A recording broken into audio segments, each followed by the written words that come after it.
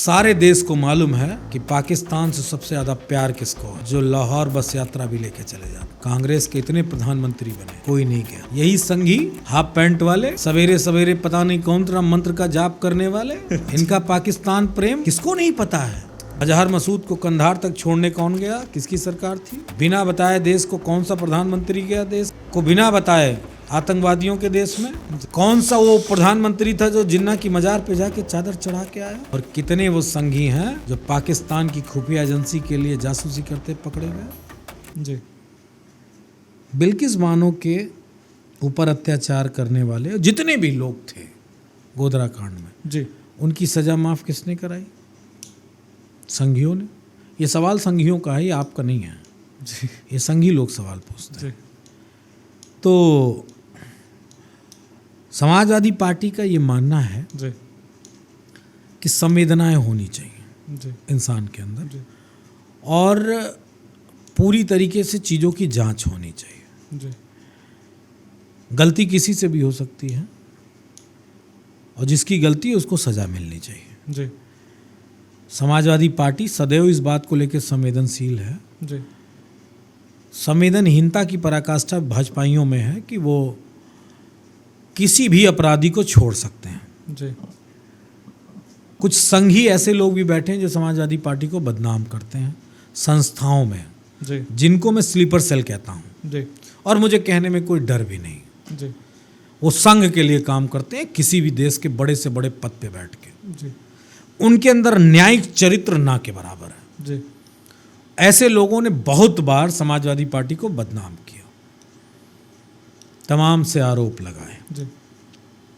एक कड़ा सवाल पूछा जाता है जी।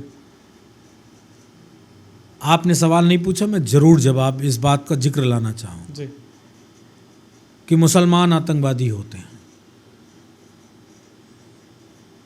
इस बात पे किसी भी मुसलमान को उठा के जेल में आतंकवाद, चूंकि बड़ी धारा है, बड़ा आरोप है, बड़ा गुनाह है, आतंकवाद जैसी चीज़ है, और जेल में डाल दिया जाता है। मैंने दर्जनों ऐसे केस सुने जिसमें 20-20 साल मुसलमानों को जेल में रखा गया आतंकवाद के नाम पर, और बात को बाइज्जत बरी किया गया। आपने उस परिवार के ऊपर ठप्पा क्या लगाया? टेररिस्ट का, आतंकवाद का।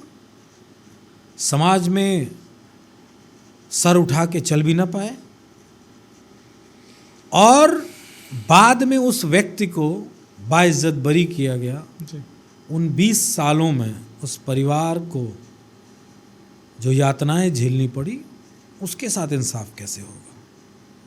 बहुत सारी कोर्टों ने समाजवादी पार्टी पे तल्ख टिप्पणी करी है जी। अगर मैं आतंकवादी नहीं था, सिर्फ मेरा धर्म देख के मुझे आतंकवादी बना दिया गया जी। हो सकता है उस घटना में किसी संघी का हाथ रहा हो, और जब वो बाइज्जत बरी किया गया तो फिर दोषी कौन था, अपराधी कौन था, उसकी जांच तो किसी अदालत ने नहीं करी। समाजवादी पार्टी को इस तरह से बदनाम कर दिया जाता है। और मालेगांव से लेके सारे बम ब्लास्टों में पाकिस्तान की खुफिया एजेंसी को जी, आतंकवादियों को आर्मी के बेस कैंप तक लाने का काम किसने किया? अजहर मसूद को कंधार तक छोड़ने कौन गया, किसकी सरकार थी। बिना बताए देश को कौन सा प्रधानमंत्री गया, देश को बिना बताए आतंकवादियों के देश में जी। कौन सा वो प्रधानमंत्री था जो जिन्ना की मजार पे जाके चादर चढ़ा के आया।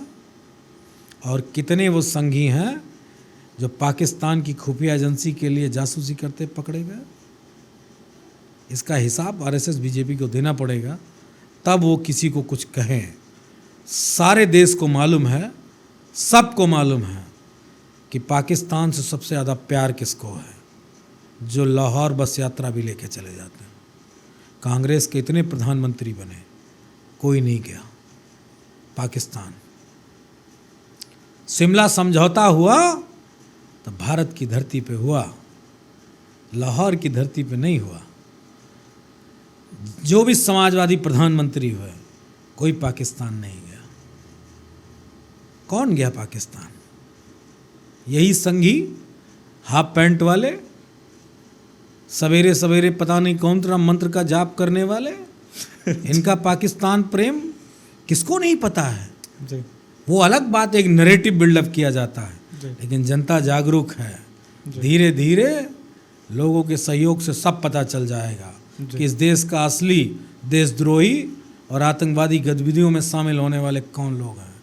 अभी अगर मैं बम्बई का जिक्र कर दूंगा तो पर्दे बीजेपी की खुल जाएंगे, कौन